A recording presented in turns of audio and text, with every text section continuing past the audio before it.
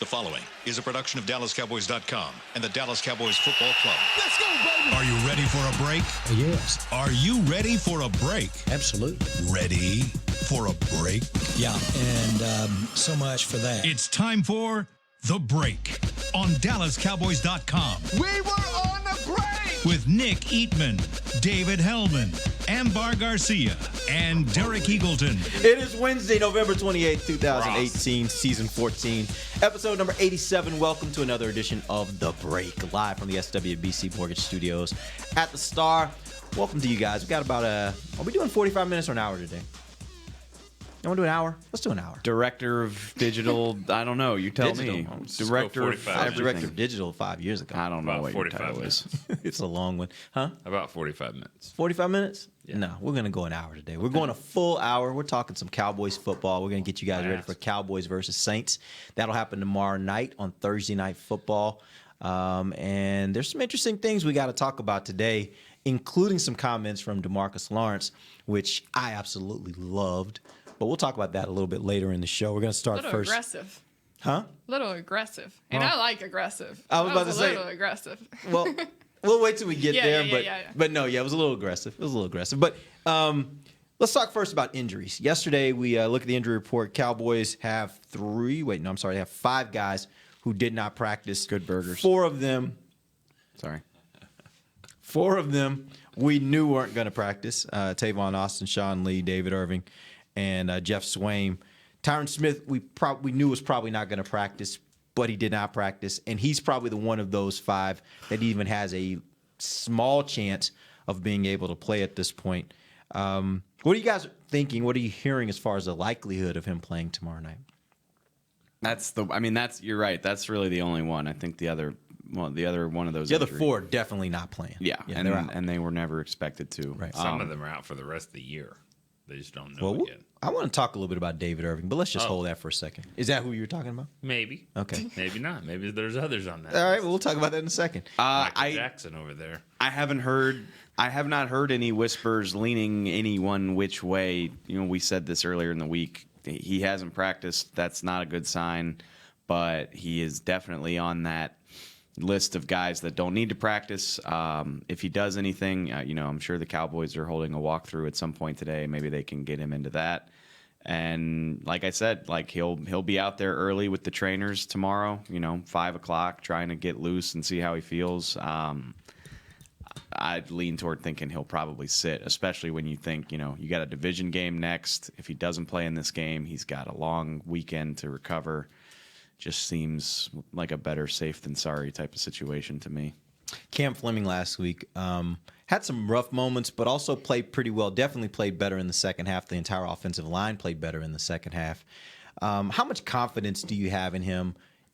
Would you have in him this week as a starter? Last week, it's one thing when the team, because I don't think anyone, including us, expected that Tyron was going to miss last week. So once you figure out that he's not playing, and then he has to go in, and Cam Fleming has to go into the game, that's one thing for a defender to have to adjust to. This week, my assumption is that the New Orleans Saints are looking at this team and looking at Cam Fleming specifically, those pass rushers, and saying, that's the guy that we're probably going to have to play. This is the guy we're going to have to beat. What does he not do well? How much confidence do you have in him to be able to be successful in that kind of scenario? I don't really put a lot of stock in that because I think most of the time, if you talk to somebody from the Saints, they would say, "Oh, Tyron's going to play." That I don't. You think they still believe Tyron's going to play? I still think that they believe that, and because they can prepare for that, and if they have to prepare and play against Fleming, that's fine. You don't want it to be the other way around, and then you start preparing for Fleming. I think there's too much put into that. I think that Cam Fleming's going to have to go out and play well. He is what he is. He's a kind of a. He's not a journeyman yet, but he's that guy where he's kind of bounced around a little bit. He's pretty good, but he's not that great, and he's a backup lineman, and those guys get exposed if you leave them out there for too long. Especially, got a Pro Bowl defensive end in Cam Jordan, who he flip-flops around on their defensive line, but I'd imagine he's going to get some run at right defensive end if Cam Fleming is playing. Feel better that he had, a full week to take starters reps and get acclimated because he said after the game on Thanksgiving that he didn't know he was going to be starting until he got to the stadium on Thursday. So that'll hopefully make a difference. I don't I don't think he's going to look like Chaz Green out there. Hope not. I hate for Chaz Green that we're going to say that for the rest of the time. Did you hear he just got signed? Yeah, he's in Oakland now. He was actually with the Saints for a little while, but Good for him. I but thought he was with the Saints. he's with Oakland now. He just got signed yesterday. I just hate 50 years from now if Cowboys break is still a thing, people are going to be like, 50th well, anniversary of Cowboys break. hopefully he's not going to won't be here. Hopefully he's not going to get Chaz Green out there. Like He's the bar. He's like, anything better than Chaz Yeah. Green, then you're okay. that's what happens when you DJ will be hosting it. have one of You the think? worst games in Maybe. history. NASCAR break? Is that what we're doing?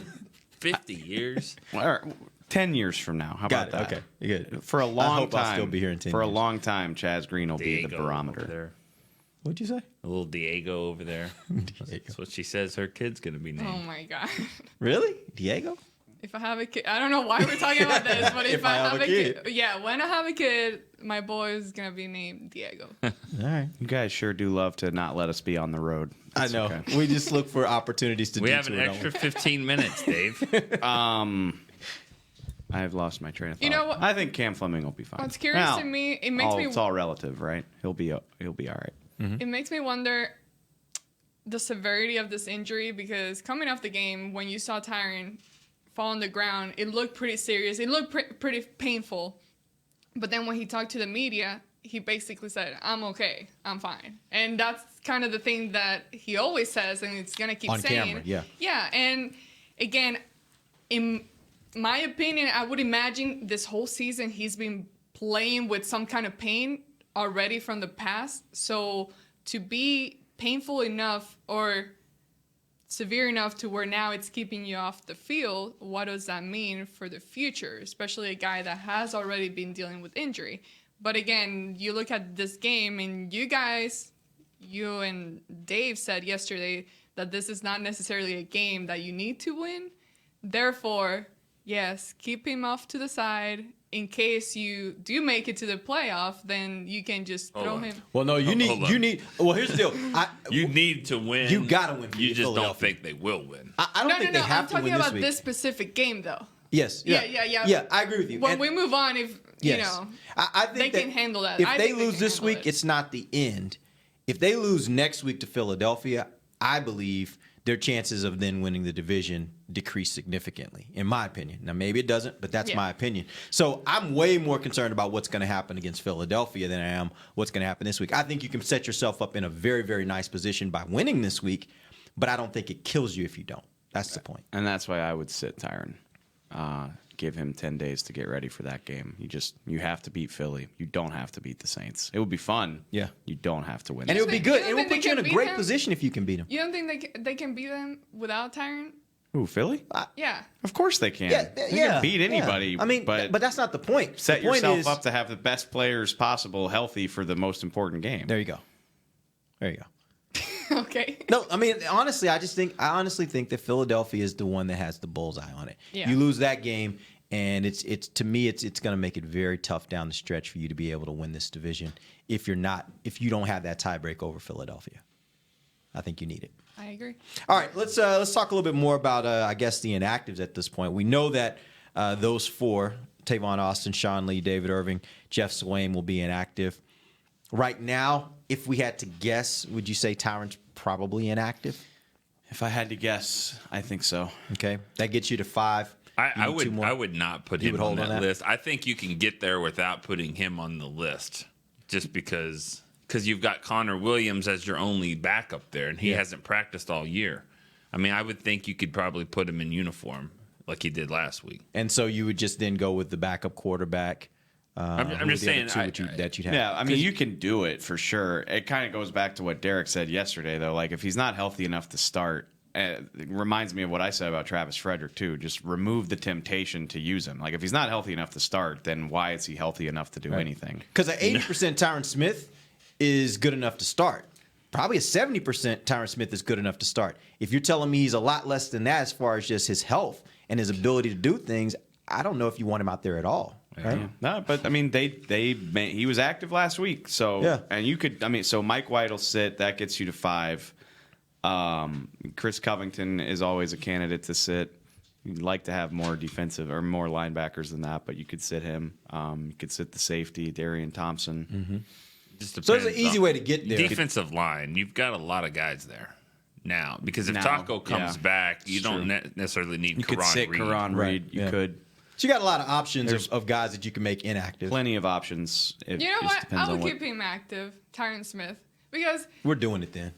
yeah, keep him active because it doesn't make sense. So if he was to be inactive, the week to do so was last week, right? Which is the closest to when his injury happened. Now you're supposed to progress as time goes by. This is another week ahead, so why would you make him inactive now? Although look, the thing you got to remember though is when you're talking about stingers, when you're talking about anything that's nerve related, that's not like a typical. Let's say you got a sprained knee.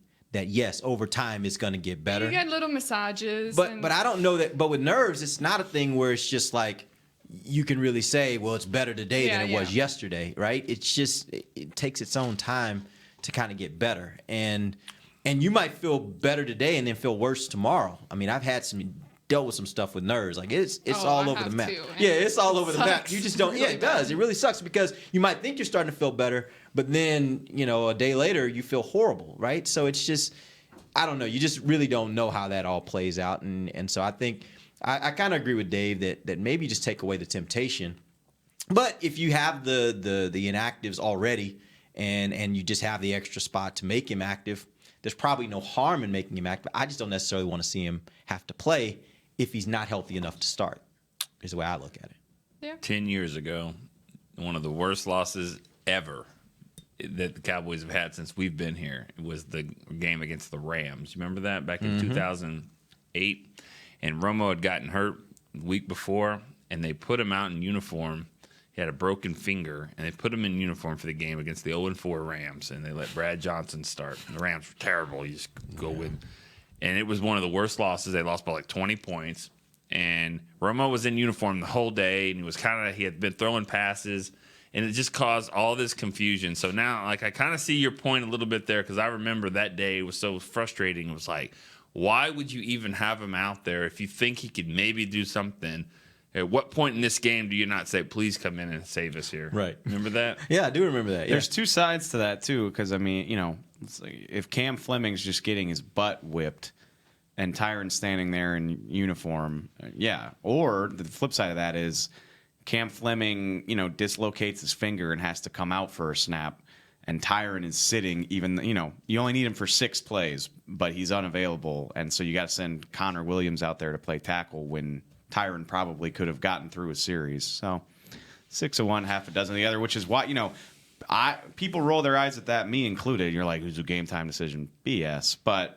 Yeah, I think it probably truly is for him. You go out, see how he feels, see how he's moving, yada, yada, yada. Try to come up with, can he start? Do you think he could give you 15 plays if he needed to? And then, make your determination. Yeah, there's a lot of things at play there. I mean, like, what's his range of motion? We start talking about this kind of injury, like, can he move his arm a certain way? How does it, all those things matter, and that probably is a day-to-day type thing. So it literally would be a get him out to the stadium tomorrow, test it out, see how he feels, see what his pain level is, like all those things, and then you have to make a decision on how much you think you can use him and whether, like Dave says, maybe it is you feel like, hey, if he had to play a series, he could. If he had to play 2 series, he could. Well, okay, in that instance, maybe you make him active so that if you get into that pinch, you can throw him out there for a little bit and help yourself. All right, let's take our first break. We'll take an early break here. We'll come back, and I want to jump right into Dave's scouting report on the Saints. He's going to tell us about the Saints defense and how it matches up with this Cowboys offense. We'll do that when we come right back. This is DallasCowboys.com radio. If you're like me and you love... if you have a thing, then cutting the cord is scary. But then I found out I could switch to DirecTV Now and still get the live sports I love. No satellite needed, no bulky hardware, no annual contract, just... Get the live sports you love. Try DirecTV Now for $10 a month for 3 months. Visit DirecTVNow.com. DirecTV Now. More for your thing. That's our thing. Use code REALDEAL. Limited time. Price for a little package. After 3 months, renews monthly at full price. Currently minimum $40 unless canceled. Prices may change. New subscribers only. Cancel anytime. Content varies by package and may be limited. Restrictions apply. Star Sports Tours is the only official fan travel partner of the Dallas Cowboys, offering exclusive game weekend travel packages with sideline access and photo ops with current players, alumni, and cheerleaders. That's not all, though. You'll get to talk talk X's and O's with Senior Director of Player Personnel Will McClay and, of course, with yours truly, me, Brian Broaddus. You can trust the official fan travel partner of the Dallas Cowboys, and with us, you'll travel like a pro. Visit cowboystravel.com to book your travel package today. Want to use what the pros use? How about the official men's skincare brand of the Dallas Cowboys, Jack Black? Right now, you can get the Jack Black Playmaker, a curated collection of Cowboys locker room favorites for just $10 with free shipping. The Playmaker includes 4 Jack Black skincare favorites, plus a full-sized Intense Therapy lip balm and a Cowboys can cooler. Go to getjackblack.com/Cowboys and use the code word Cowboys. The Jack Black Playmaker, $10, free shipping. While a player can look good on paper, it's when he's out on the field that you really find out what he's made of. That's why the Cowboys rely on more than just stats and scouting reports when building their team. When picking a tractor, it's why you should rely on more than just specs and features. You've got to take it out and put it to the test. The Cowboys did when they named John Deere their official tractor. Experience one for yourself. Visit myjohndeeredealer.com/football. Back to the break. Welcome back. This is the second segment of the break, live from the SWBC Mortgage Studios at the Star, talking Cowboys versus Saints. It happens tomorrow night. It is a Thursday night football kickoff for the Cowboys at home, and we'll get a chance to see how they perform against this 10-1 Saints team. Dave. Yes, sir. Let's talk a little bit about the Saints defense. Let's do it. What you got? Well, the big talking point that I think everybody's heard at this point in time is their run defense, which, anytime the Cowboys play a good run defense, it's going to be much ballyhooed. I don't mean this in any disrespect to them, but it reminds me of the 2016 Cowboys. I think it's really more of a product of how often they're playing with leads than that. It's just this impenetrable front. So, I'm just really curious to see how that plays out and see all, unstoppable force, immovable object. I think the Cowboys can have success against these guys. This is a talented group, but we've seen them execute at too high of a level for the last 3 weeks for me to think the Saints can completely shut them down. They're number one against the run. They're middle of the pack just as a defense. Their secondary has been surprisingly bad because it was actually a strength last year. They drafted Marshawn Lattimore. They brought in Marcus Williams, who I know he made that terrible play that lost them the Minnesota game in the playoffs, but actually had a really great rookie season before that. Hold on. Why are they bad? Like, what tells you that they're bad? They're giving up an average of 300 yards per game. But the run defense is no. You're right. I mean, their number. You're both of these are slightly skewed because of how teams have to play against them. Yes, you are. That's all I'm saying. There is just I did an interview yesterday, and they were like, "This is the number one run defense." I'm like, okay, but I'm sure the teams aren't just running the ball in the second and third quarter. You're absolutely right. The numbers are skewed because they pass a lot. They still give up big plays, though. Like they give up gains in coverage. Again, probably because opponents are throwing so much against them. And to their credit, it really seems like they're rounding into form over the last month or so. Mm-hmm. Not so much. I mean, they gave up 374 yards to Matt Ryan, but they have forced 11 turnovers in their last 5 games. Mm-hmm. I believe 8 of those are interceptions. Lattimore is a top 10 pick. Williams is good. Kurt Coleman used to play with the Panthers. He's a veteran guy.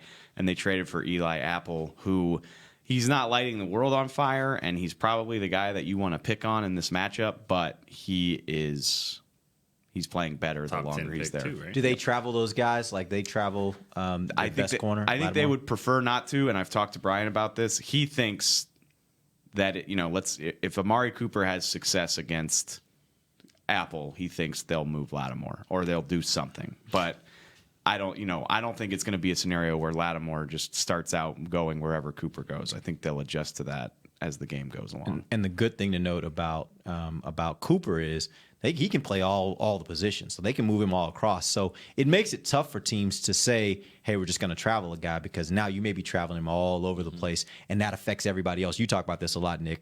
Traveling somebody means that everybody else has to travel too. You're going to travel that one corner who's going to cover this receiver. It's one thing when that receiver stays in one place, like a Dez Bryant.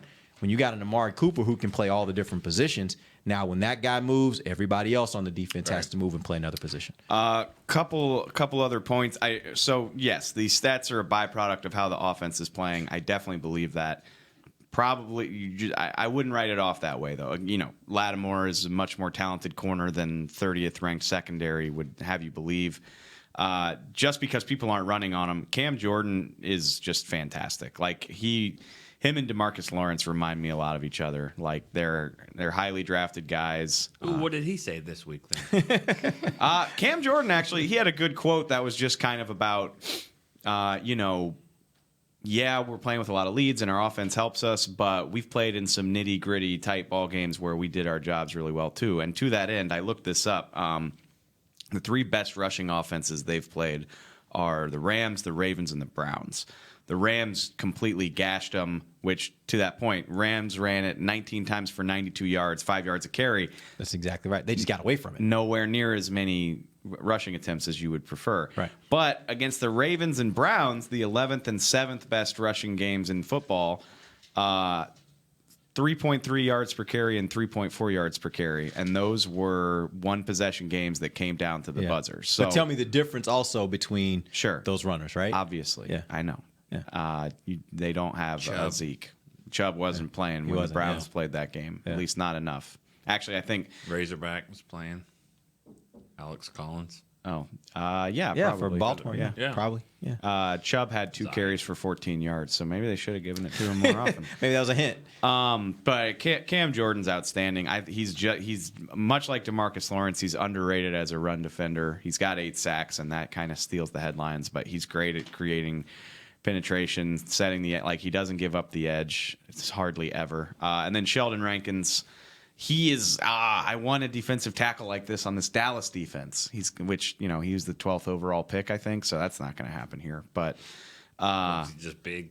He's got 7 sacks. He just destroys the interior of the line. He's not like Vince Wilfork. He's not like, but he is a great penetrating. I want that guy. Defensive tackle. Vince Wilfork? Well, I mean, just everybody does. No, but just 6. Oh, see, 6 foot, 330 pounds. I don't want that guy. Just a stubby little. Yes, I don't want that guy. Because Vita Vea, perfect example. Like the Bucs aren't even using him because in the modern NFL, there's no use for that guy unless it's like short yardage. Like he's got to come off the field after second down.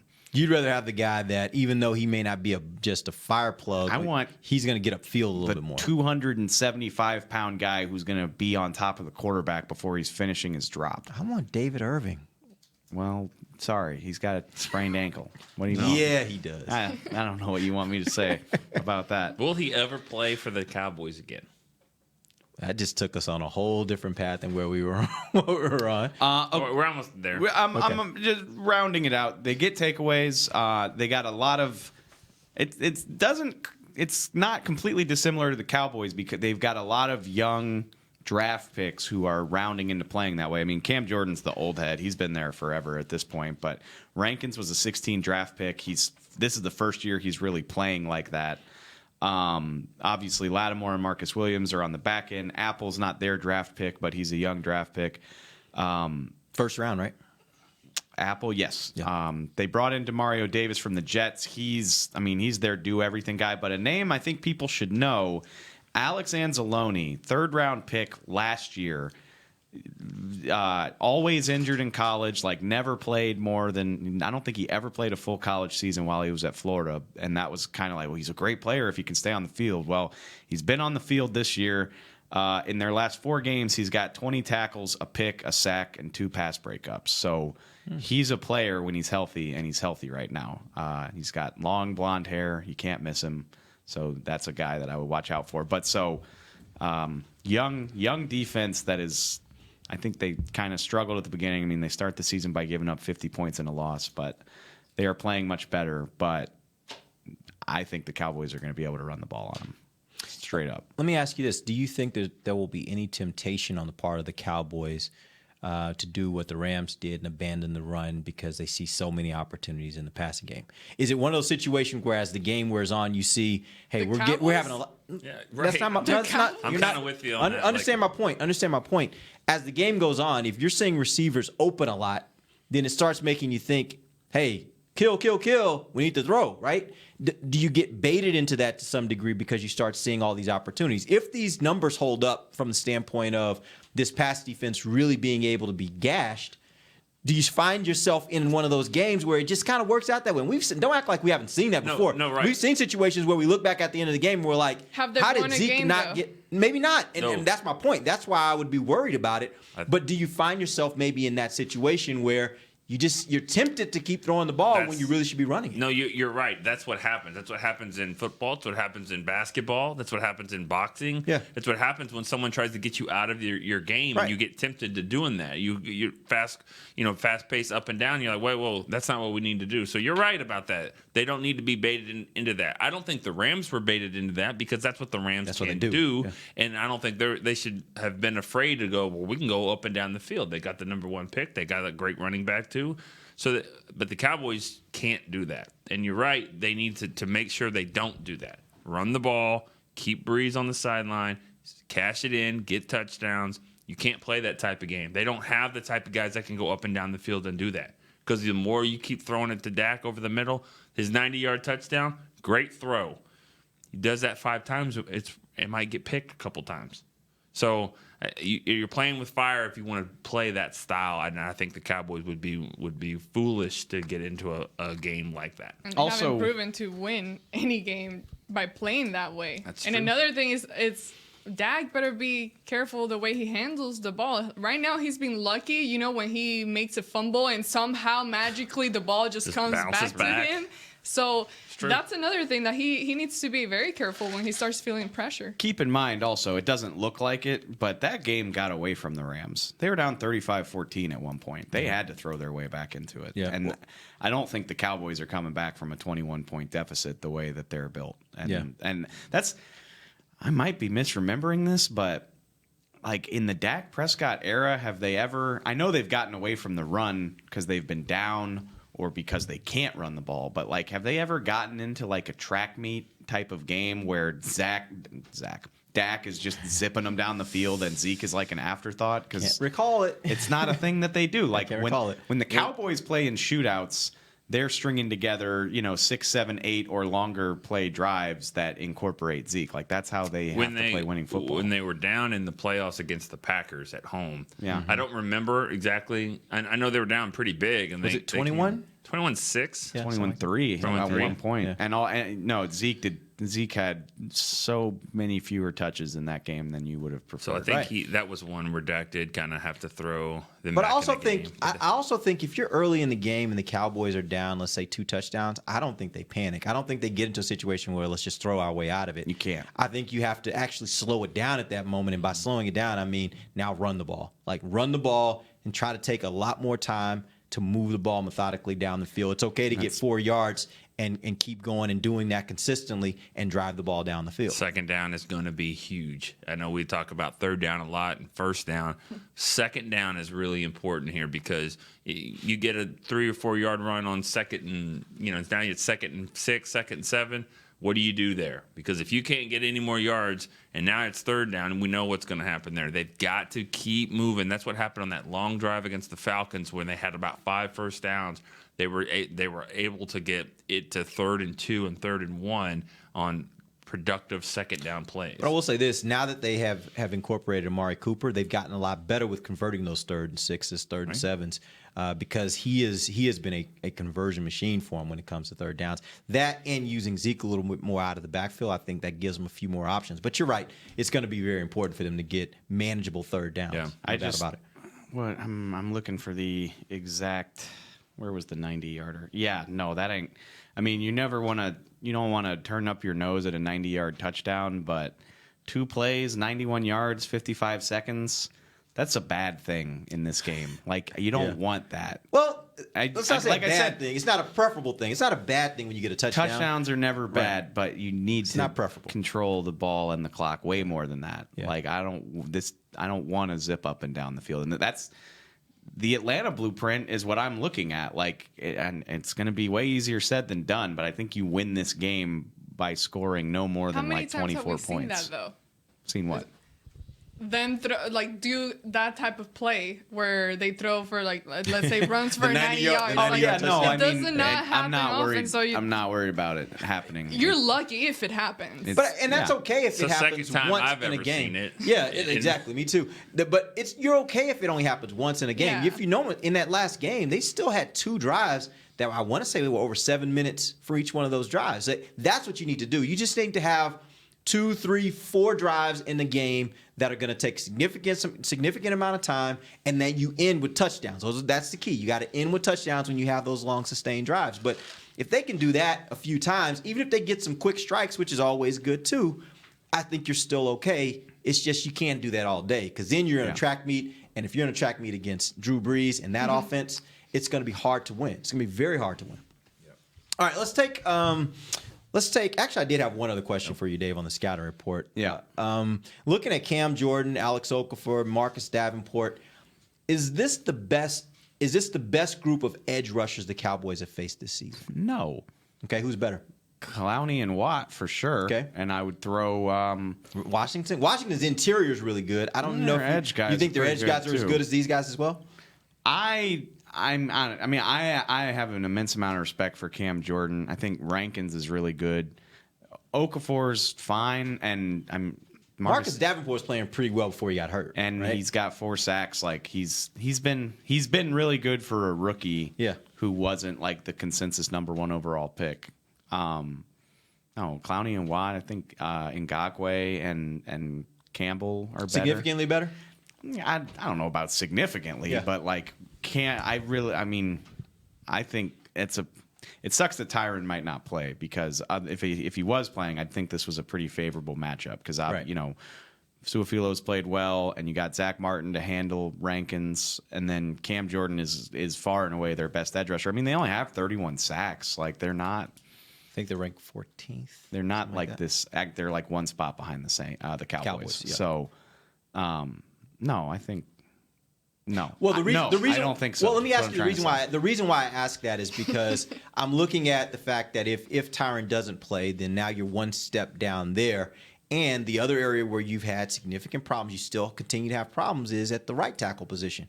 If you've got significant pass rushers on the other team off the edge, now your weakest point on the offensive line is maybe where their strength is. That's the reason why I'm asking the question. What you're saying is they've made them better a little bit. They've made them a little bit more a part of the game if Tyron doesn't play in the way Lyle's playing. But I don't think that makes them one of your, tougher duos, because what happened in Houston, and I think Jacksonville was better. Washington, I think, it probably has comparable defensive ends around the edge. But Cam Jordan against Lyle and Cam Fleming could be problematic, but he can only be in one place at a time. He doesn't have a partner. I mean, Clowney and Watt, that's gross. And Suafilo. That's a way to put it. Yeah. Suafilo's played, well. He handled Fletcher Cox, which leads me to believe he can handle Sheldon Rankins. Right. I'm less concerned about the interior. I'm way more concerned about what's happening on the edge. And Marcus Davenport, I think, is a guy that can have an impact in this game. Every time I downplay somebody's players, like, they just blow up. Yeah. So now that I've said this, I'm sure Marcus Davenport's going to have 5 sacks. But he's coming off an injury. He's a rookie. Like, I would hope Lyle Collins can give better than he gets in that matchup. And Cam Jordan will probably be problematic, especially if Tyron can't play. But it's not something I think that the Cowboys should let ruin their game plan. I hope. Again, knock on wood. Now that I've said it, that's never good. All right, we're going to go ahead and take our final break. When we come back, we've got to talk about DeMarcus Lawrence. He had some interesting comments yesterday about these New Orleans Saints. And then we'll also get to our picks for the game. Nick's going to tell us why the New Orleans Saints will win or lose. We'll see what he's going to say when we come right back. This is DallasCowboys.com radio. While a player can look good on paper, it's when he's out on the field that you really find out what he's made of. That's why the Cowboys rely on more than just stats and scouting reports when building their team. When picking a tractor, it's why you should rely on more than just specs and features. You've got to take it out and put it to the test. The Cowboys did when they named John Deere their official tractor. Experience one for yourself. Visit myjohndeeredealer.com/football. It's time for Tailgate with the OtterBox boys. OtterBox, the makers of those crazy protective phone cases? The one and only. They're also wild about protecting parking lot parties from sad drinks. It's why they made elevation tumblers. Rumor around the crockpot is they're made from stainless steel with a copper lining to keep temps hot or cold. True, they even come in 7 different sizes, up to 64 ounce, the growler. I like how OtterBox drinks. Thinks. And that's been Tailgating with the OtterBox boys. Check out all the colors and sizes of their elevation tumblers at otterbox.com. Want to use what the pros use? How about the official men's skincare brand of the Dallas Cowboys, Jack Black? Right now, you can get the Jack Black Playmaker, a curated collection of Cowboys locker room favorites for just $10 with free shipping. The Playmaker includes 4 Jack Black skincare favorites, plus a full-sized Intense Therapy lip balm and a Cowboys can cooler. Go to getjackblack.com/Cowboys and use the code word Cowboys. The Jack Black Playmaker, $10, free shipping. Star Sports Tours is the only official fan travel partner of the Dallas Cowboys, offering exclusive game weekend travel packages with sideline access and photo ops with current players, alumni, and cheerleaders. That's not all, though. You'll get to talk X's and O's with Senior Director of Player Personnel Will McClay, and of course with yours truly, me, Brian Broaddus. You can trust the official fan travel partner of the Dallas Cowboys, and with us, you'll travel like a pro. Visit cowboystravel.com to book your travel package today. A man's Stetson doesn't just protect him from life's elements. It projects an unstoppable and legendary spirit, just like the men wearing silver and navy on the field every Sunday. Since 1865, Stetson hats are American-made with pride right here in Texas. They are still the official crown of all self-respecting Cowboys. And Stetson is proud to be on the field with America's team. Find Stetson hats in the Pro Shop or at Stetson.com today. Back to the break. Welcome back. Final segment of the break, live from the SWBC Mortgage Studios at the Star, talking Cowboys versus Saints. Nick, tell us about Tommy John. Let's go script number 1. Script number 1. Here in Cowboys country, and yes, it is Cowboys country, no matter what it looks like, we always ride up with our boys. Making a joke about how many Saints fans are going to be there tomorrow. And here. Walking around the Star and all that stuff. It's gonna be a battle there. Okay, in Cowboys country though, you always ride with our boys, but when it comes to your underwear, you definitely don't want them riding up on your boys. It's bolded and italics. That's why we always wear Tommy John. It's a great brand of underwear. Stay put waistbands that keep everything in place. TommyJohn.com/Cowboys. You get 20% off your first order. Don't let it ride up your boys. It is Christmas time. Make sure you go get your Tommy John for the special man or woman in your life. Trust me on that. This read was definitely for men's underwear. Huh? Well, read. Yes, but I'm just saying. But yes, there are others for other. They have women. Women don't want them riding up either. Good. They don't. Nobody likes that feeling. All right, good. All right, so let's jump back in. We've gotten our scouting report for both for the offense yesterday, for the defense today. And we're going to take some calls here at some point during the show, so feel free to call us 888-855-2297. Before we get to calls, though, I do want to talk about DeMarcus Lawrence. Yesterday, he had some interesting comments, and I think they were kind of there's one comment that's getting a lot of play. There's another that's not getting as much play, but I think it's as important as the second comment. So I'm going to read the first comment that he made, and he said, read it all. This team right here that we're going to face is hands down, if you really look at the details, the best team in the league. That's an important statement. On the other hand, here was this other comment. They're going to have to match our intensity for 60 minutes straight. If you hit a mother in the mouth, hush your mouth, and then they ain't doing what they're regularly doing, putting up 50 points, they start to get a little distressed. Now you got them where you want them at, and then you choke their out. Guys, think that's a good idea for him to go that hard, and I guess with the media as far as his comments about the Saints? I think it's great. I think it's awesome. But also, I wanna throw something else out there, which is, it's not an idea. It's not like I really don't. DeMarcus Lawrence didn't wake up and say like, I'm gonna let the Saints know what's up today. DeMarcus Lawrence is like one of the most authentic people I've ever been around. He can't be anybody but himself. And I'm not trying to call him stupid. He's not a stupid person at all. But like, he's just going to tell you how he feels, and it doesn't matter if you're holding a recorder or if you've got a camera in his face. And I value that about him. I love it. There's so much phoniness and canned BS in sports, and I spend so much time rolling my eyes at the phony BS that I hear from most football players and coaches that I appreciate him saying something authentic. And so I appreciated it. You know, I love DeMarcus Lawrence. I love his personality, his attitude, and everything. I love the comment he made, was it last year, when he was talking about the referee and, you know, getting penalties and stuff like that. I'm all for it, yes. But this specific comment, to me, it was a little too aggressive because the Saints, they deserve that kind of respect. I mean, they've earned it this year. Like, you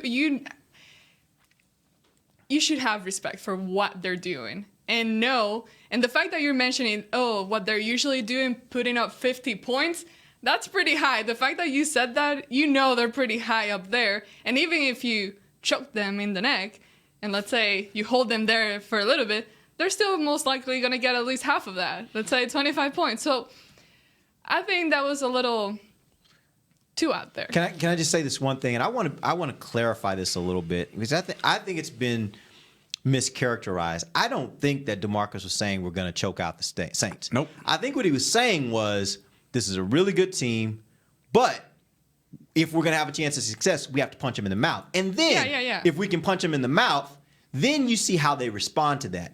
If they're the kind that when they get punched in the mouth, they get distressed, now we got them, right? And so I think what he's doing is he's painting the scenario of, this is what we have to do, and this is how we're going to find out what kind of team they are. And then when we find out what kind of team we are, if they are the type that gets messed up by us really, punching them in the mouth, then we have a shot, right? And so I don't think it's him going out saying we're going to choke them, but that's certainly the way it's being portrayed. And that's why I asked the question, is it smart to do that? Because now, if you're worried, if you're one of those people that worries about bulletin board material, you've now given bulletin board material. Yeah. It's good to have that kind of attitude, too, because you want to have that energy and that confidence, especially when you're playing against such a good team. But at the same time, let's say they are unable to do anything great against them, then you look dumb in a way. I'm just saying, like, it's good to be really confident, but you have to be careful when you're overly confident against the person that you're doing it. You know what I mean? No, I get it, but I don't know if this is him being overconfident, if he cared, he wouldn't say it. Like, you're right. And that's the great thing about DeMarcus. Yeah, like, if he doesn't cared, give a crap. He wouldn't say it. I mean, the whole thing. I mean, the Saints don't need it. Deal. The Saints don't need that to get. I mean, to get excited about this game. They should already be there. And I mean, it's all. I mean, it's not even literal anyways. I mean, you can't hit anybody in the mouth. That's obviously a penalty. You're not choking anyone out. That's felony. So, I mean. Is that? Yeah. I mean, it's just football talk. He's talking. You talk about choking all the time. Yeah, well, not not on the air. I just don't think it's something that really, at the end of the day, affects one thing or another. I mean, I don't. I mean, it's just him trying to get everyone excited. I hope it doesn't get the hot boys excited. They should already be there. And I hope it doesn't get Ramczyk or whoever over there excited to block them. Although when your boy goes all in, I mean, if it's your boy and he's going all in, like, yeah, we can get with these. It does. I think you talk about his leadership. I do think that kind of thing can have an impact on the rest of that defensive line to be like, man, we don't have to be scared of them. The other quote that you left out of there too, because I was there, the reporter basically was like, well, so what do you think about this offensive line? Is it the best that you've watched? Like 11 sacks, blah blah blah. Nobody can get to Breeze, and DeMarcus, as only he could say, he's like, SHIT. I don't know. We haven't played him yet. And then he's like, they haven't played us either. So and then. He was like, come ask me when the game's over, and I'll be honest with you. I'll let you know. And he will. And that's exact. Like, he can't be anybody but himself. Right. And he said it as only DeMarcus can say it, but he basically just outlined the way you have to beat a team like this. Like, he said it very aggressively, but he's like, yeah, you got to be physical with them, hit them, throw them off what they're used to doing, and see if you can frustrate them. He just said it like DeMarcus instead of that. So hey, I appreciate it. When you got a group of players that have to go and sit and watch Marinelli madness, they're going to be a little bit aggressive. I mean, I don't want to hear Rod Marinelli. He's like, you shouldn't have said that. No. Well, don't show me videos of lions disemboweling antelopes all day. Right, eating them and then looking up with blood all over their faces, smiling. Like that's a part of what you're going to get. So, you're going to have a very aggressive group, right? I appreciate his authenticity, and to Nick's point, I mean, if you need that to get hype in the NFL, then you got a problem. Yeah. So. Honestly, I'm not one that buys much into the whole idea of bulletin board material. Although I do think it just adds extra fodder, and I think it actually can work in the reverse. I think sometimes if you talk a bunch of smack before, whenever you're going to compete against someone, if things start going bad, sometimes if you're the kind of person that gets worried about having to back that up, then it can cause you to make mistakes because you start pressing to try to make yourself right.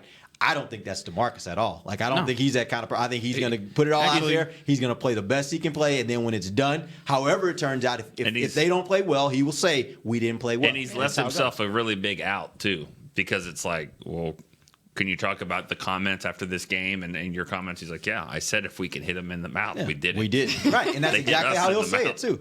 So I have no problem with a guy like him making those kind of comments. It actually reminds me of Alvin Kamara, another guy who was clearly very authentic and true to himself. Before they played the Eagles, because he said last year, he's like, if we'd gotten to play the Eagles in the NFC title game, we would have beat the crap out of them. And it came back around on him before they played the Eagles, and he's like, yeah, I said what we said. We would have, and then they come back after the game, and they beat them 51-7. So they come back after the game and say, "So you were right." Guess you were right about that, Alvin. All right, let's jump into our predictions for the game. Here we go. Let's start with Amber. Amber, my mic went down. He was not happy. Who's going? What do you have on this game? Sorry, what do you have for this game? Who's going to win? Oh, I'm gonna have to pick the Saints. I think. It's hard not to. But again, we've said that I don't think anyone of us would be surprised if the Cowboys actually did win this game. You would be? I'm going to be surprised. Yeah, really? I'm going to be. Yes, I will be surprised if the Cowboys win the game. Who's not going to be surprised? I won't be surprised. I won't be surprised. I won't be surprised. Well, then pick them. No, because I don't think they're going to. Y'all giving away the segment. Then you would be. No. Slow down. That's a surprise. That's like saying... It's not a surprise. Yes, it is. It's different from being shocked, stunned. Now, just because you think something's going to turn out a certain way doesn't mean you're surprised when it doesn't. Because sometimes you'll have to make a decision. You're like, I think it's going to go this way, but it's my game this Saturday. Like, I think we're going to get rolled by Oklahoma, but I wouldn't be shocked if we win. I wouldn't be surprised if we win. I just kind of think we're going to lose. I'm going to call heads on this coin toss. But I'm not going to be surprised if it's tails. Like there's two possible outcomes. Right. I mean, no, I don't think. That's not even a good. So what's your score? What's your score, Amber? Why? Because Vegas doesn't have it as pick'em, and they would if you were flipping a coin. It's a 7-point game. God. It's a 1 touchdown game. This in the NFL. You know that a 7 points is the Saints should win the game. They should win the game. I think people are going to be surprised if the Cowboys win. I don't know. The commentary I've heard from a lot of different people suggests that people expect the Saints to win, but they won't be surprised if the Cowboys win. Okay. And so I don't know that it's either or. I don't think it has to be either or in this situation. I hate to pull the cliche, but like if I've learned one thing covering Jason Garrett's teams, it's like how can you be surprised by anything they do? Like good or bad. Especially this year. Like you really don't know what they're gonna be doing in each game week by week. Right. But for the Saints to not win, then they're probably going to have to be held under 30 points or maybe even, and that would be surprising considering where they are. If the Saints score over 30 and the Cowboys match them, everyone's going to be shocked to see a 35, 40-point game like that for the Cowboys. If the Cowboys win 45-41, I will be surprised. If they win 28-24, I won't be surprised. Okay. They haven't let a team score 30 all year, That's a good way by to the put it. Yes. Okay. Especially when you don't know what could happen on the game as far as like injuries and stuff like that. You never know what could end up working in your favor. All right. So, anyways, I'm picking the Cowboys. No, wait. Oh, Don't trick me. Freudian Don't mess me up. I'm picking the Saints. Okay. I'm picking the Saints.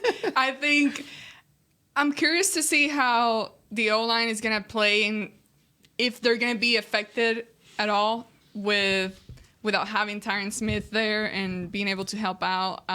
Also, if they do struggle, how Dak is going to be able to react to that. Is he going to go back to that whole unconfidenceness? I don't even know the right word. Unconfidenceness. No, but you get my point. that wasn't no. Keep going.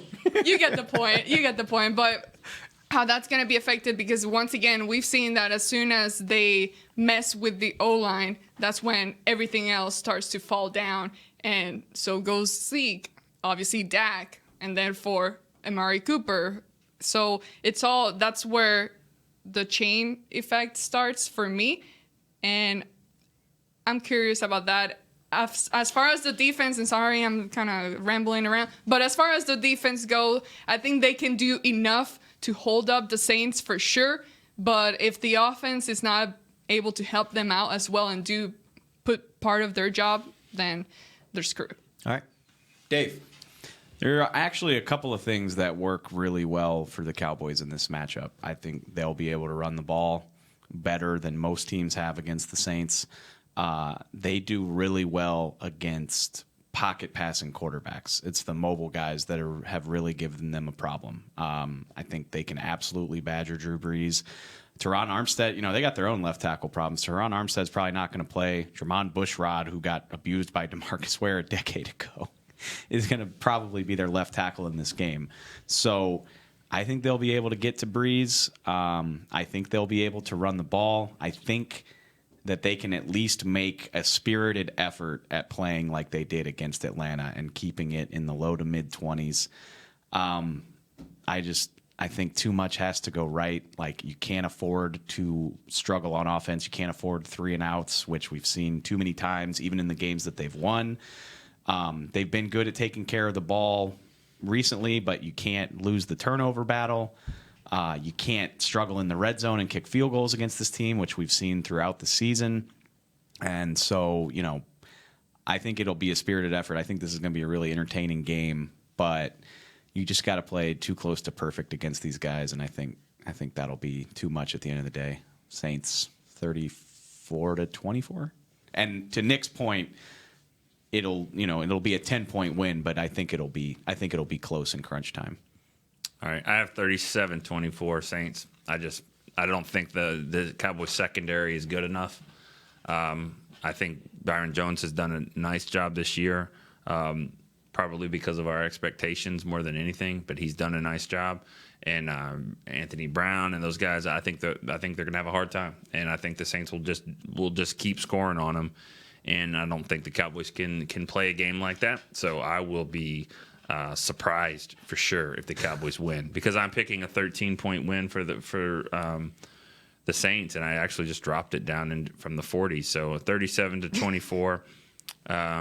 I just don't think they can hang with them. Hold on, because Derek is about to tell you how they can. I am going to tell you how they can, because when you look at this team, in my opinion, this is a different team. If the Cowboys would have had the team that they had now from the beginning of the season, I think this would be a different record. I think this team would be talked about as a different kind of team. So I think right now their record is what it is. They're 6-5. But I do think that when you talk about the product on the field, think about it. The last 3 weeks, the Cowboys are inching a lot closer to having an average of 30 points a game, which is much closer to what they were 2 years ago and 4 years ago when they had a really good team. And it was built, again, around the running game, but they have a much better defense right now.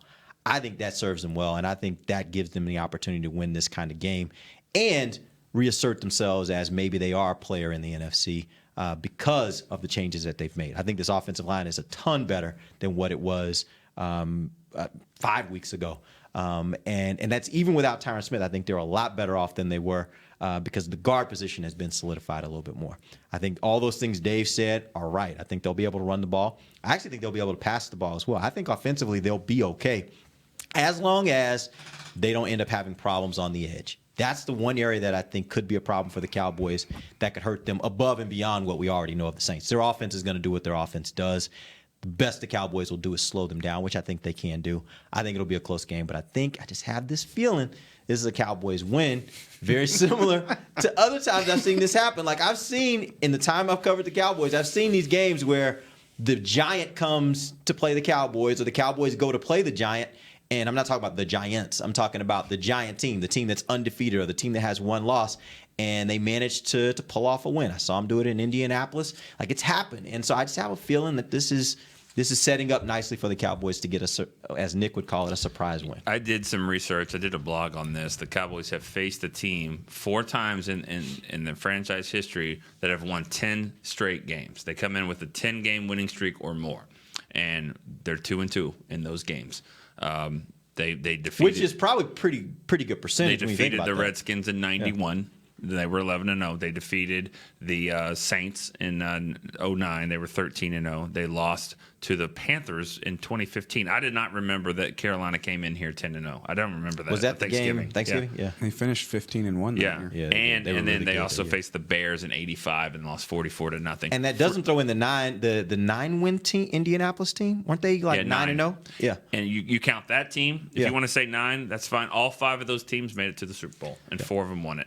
I'm a big believer in a league with this much parity. I like probability means a lot to me, and like you don't see even the best teams in the NFL. You don't see teams string together win streaks that go longer than 9 or 10 games very often. I mean, the Patriots. It's too hard to do. The 2009 Saints won 13 before the Cowboys beat them. But I mean, just based on probability, you play enough games in a league that is this even. Somebody will find a way to beat you, or you won't be on your game. Which again.